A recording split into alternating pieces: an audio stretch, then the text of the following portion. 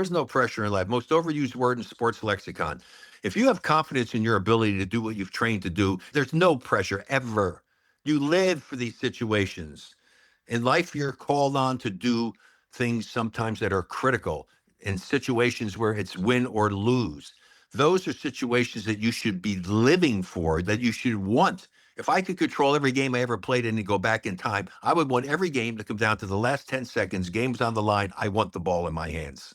I have enough confidence in myself that I was going to do something good with it. Now, did I always succeed? No, but I thought I was. I had confidence in myself. If you believe in yourself, those situations will never be pressure. It all boils down to, do you believe in yourself and your ability to do what it is you've been training to do? Past is the past. You can't change it. Just worry about what you're going to do right now and don't fret over the future. Just take care of business right now and believe in yourself, that you know how to play this game. This is what you've practiced. This is what you work on. Have confidence in yourself and believe in yourself.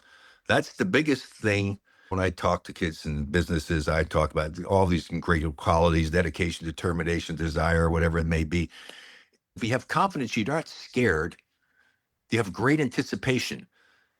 For me, I get nervous in this stuff. And for me, if I didn't have to go to the bathroom before a game, I knew that mentally I wasn't really ready and into it, because you just get yourself immersed in it and you get into it and you get the adrenaline flowing. Now, it doesn't mean that everybody's going to be like I am in that regard, but I know what it was like for me. And I speak with enthusiasm about it because I had never felt pressure ever in a basketball court.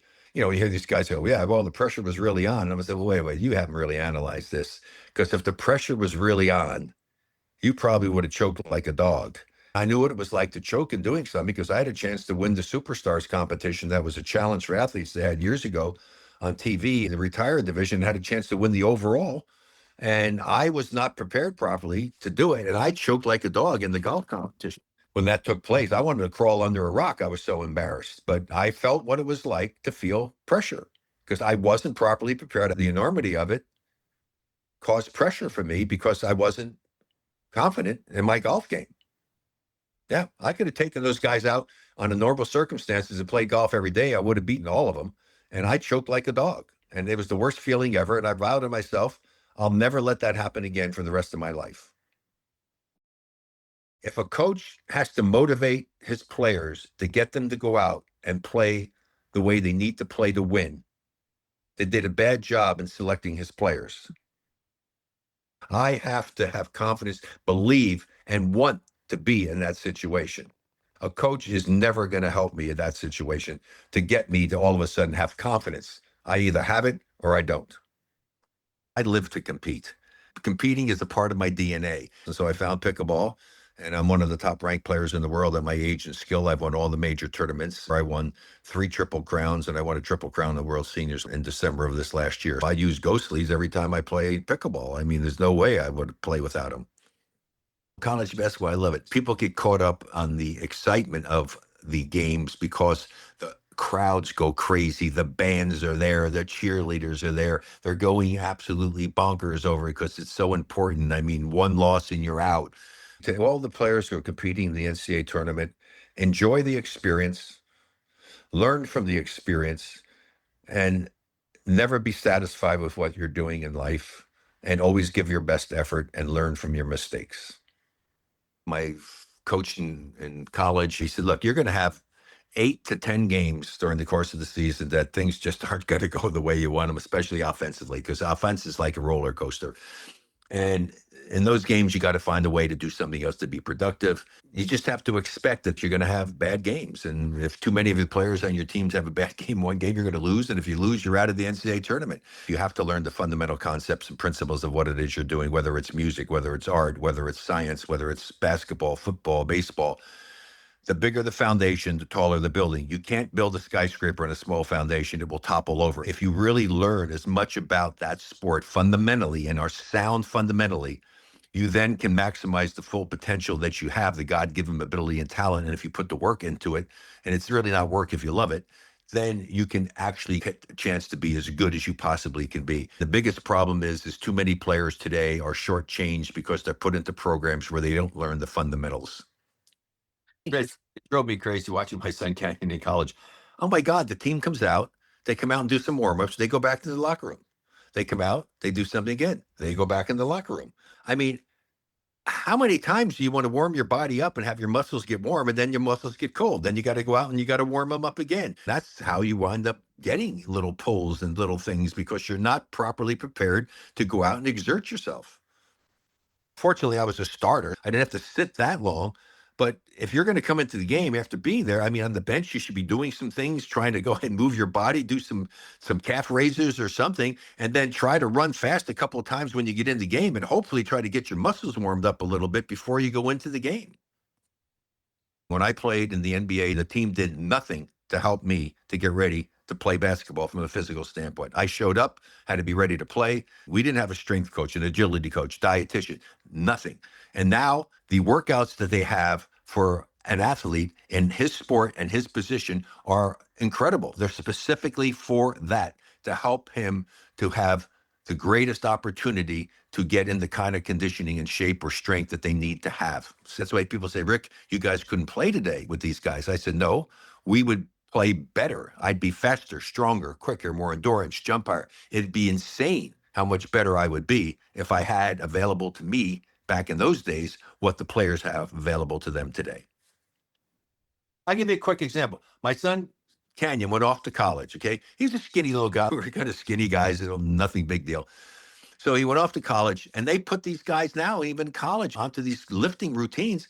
And I got to see him at Christmas or whatever. And I went to give him a hug, and it's like, oh my God, he had all these muscles. It was like a different human being. I mean, he became like this Greek god, an Adonis with built up muscles and pecs and whatever. It's amazing what they can do for the athletes today with training. If I can try something in the marketplace that can help me to feel better, to stay healthier, and I know it can't hurt me, I'm going to try it. I happened to be at a function, and these two guys came up to me afterwards and introduced themselves, Darren and Roy. They said, well, we got this product here. I said, okay, fine, here's my address. I'll check it out and see. And so I tried them and I really liked them. In fact, I was doing it for my left knee, which has no cartilage in it. And I loved the way it felt. It felt so good that I actually wear it on my good knee as well. And so I play with the ghost sleeves on both knees. And all the tournaments I play, I see somebody with a knee sleeve or knee brace on. I always go up to them and say, hey, you need to try this. Not one person, not one has ever said to me, Rick, I didn't like them. They love them. I had another guy said, Rick, I've tried all these different braces. Shit. Is this the best thing I've ever had? It's so different than the other junk that's out there. This thing with the copper bullshit, excuse my language. Kinesio tape is proven. A lot of people, they use it. It's a proven commodity. And you have it built into your sleeve, and the sleeves stay up, and they're just easy. It's not saying it's going to prevent you from getting hurt, but it's certainly going to make things a little bit better for you. And if it could do anything at all to maybe minimize the injury that you may have, it's certainly worth it. But it's also great for the rehab aspect of it as well. It makes all the sense in the world. Instead of putting kinesio tape on that peels off and you got to do that every single time, you've got it in the sleeve already. The sleeves don't fall down. They're comfortable to wear. They're easy to care for. You just rinse them out and let them dry. It's as good a product that I've ever had in the world of athletics. My wife is the only woman in the history of William and Mary College in any sport to have a jersey retired. She was an academic first team All America player. She's an incredible athlete. If she had gone into tennis when she was young and her parents were into sports, I think she would have been a world class tennis player. We won our city championship when we were dating in Colorado Springs in mixed doubles, but she is a great pickleball player. She's a hell of a golfer. She's won multiple championships in the courses. We belong to a single digit player in golf. She's just she's just an amazing woman. She really truly is. Lynn knows who I am as a person. She said, honey, you're the most honest person I've ever met in my life, but the problem is you're brutally honest. We've got to get the brutality out of your honesty. And one other thing, they said, this is very important. What goes into your brain doesn't necessarily have to come out of your mouth.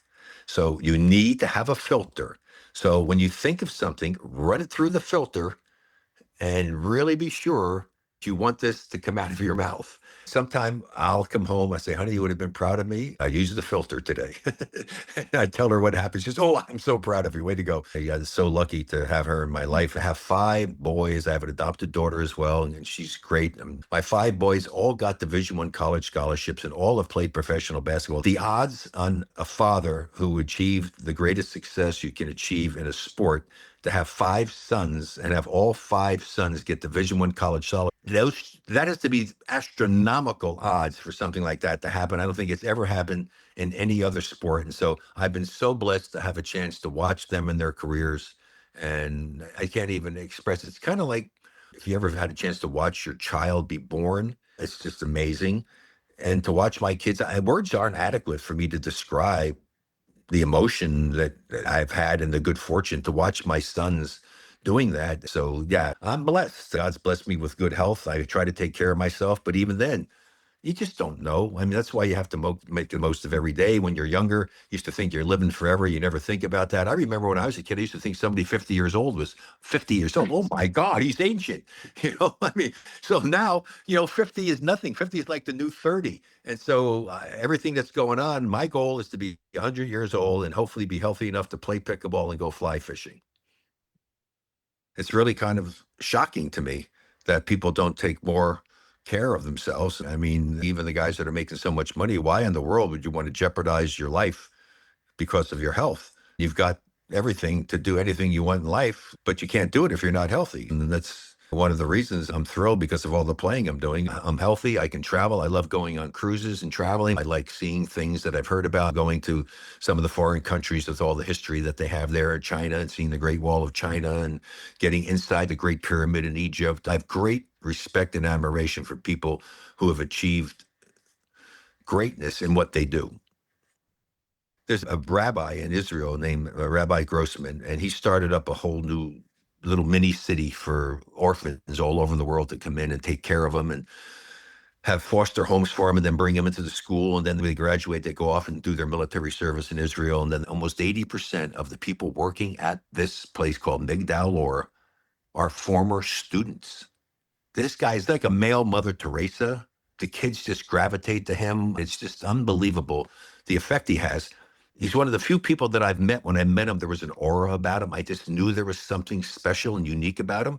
They say if there's one person that you could ever meet and do something in life and everything, I'd like to meet. I'd like to meet God first of all because Jesus Christ is His Son. So I'd rather probably God even over Jesus, even though you read a lot about Jesus. So why not? But it's still unbelievable to me that there is, and I do believe in it, but it's hard to fathom that there is a God, that there's somebody that created everything that we have here. Where did He come from? And that can drive you crazy. I mean, how did this person come into being and created all the stuff that we have here? And as amazing as this stuff is, that there's somebody responsible for that. Think about that. It's really mind blowing to me. But yeah, no, I've been so blessed. I've done so many incredible things in my life that I've had an opportunity to do. And so for me, I did my pickleball. I won the tournaments I wanted to win. So I've accomplished that. I still have some places I'd like to go to do fishing. I just got back from the South Island of New Zealand to do trout fishing. That was pretty wild and amazing. I've, scuba dived in the Great Barrier Reef, and then I've met a lot of amazing people over the years, and it's pretty incredible. I mean, I got to meet Frank Sinatra, who's, kind of cool. And I can go down the list of the people I met. It's just insane. Hollywood actors and musicians. And when I meet them, it's really kind of cool to see them. And the interesting thing is a lot of them are sports fans and they think it's kind of cool to meet me. And so some of the guys are kind of funny. Oh yeah, I'd love to do you. I said, yeah, but here's the difference. I could learn to be an actor. You can't learn to be a professional basketball player. In fact, I studied acting for a long time. I've done some minor little things. That's still on my bucket list is to go and get a nice role in a movie before I die. Here's the thing, you have to try. You can't be afraid of failing. You're going to make mistakes, you're going to fail, but if you're intelligent, you learn from your mistakes and you just don't keep making the same mistake over and over again. You can learn to do something that you can't initially do by continually practicing and working at it and having the commitment and the dedication to get better at what you're doing. Never be satisfied. Never be satisfied with what you've done because the moment you think that you've achieved it, That's the start of your downward spiral. I was the best free throw shooter in professional basketball, and I changed my technique. Why? To get better. And I did. Tiger Woods, greatest golfer in the world, changed his swing. Why? To get better. I had so much respect for him when he did that. That's what life is about. Always strive to be better.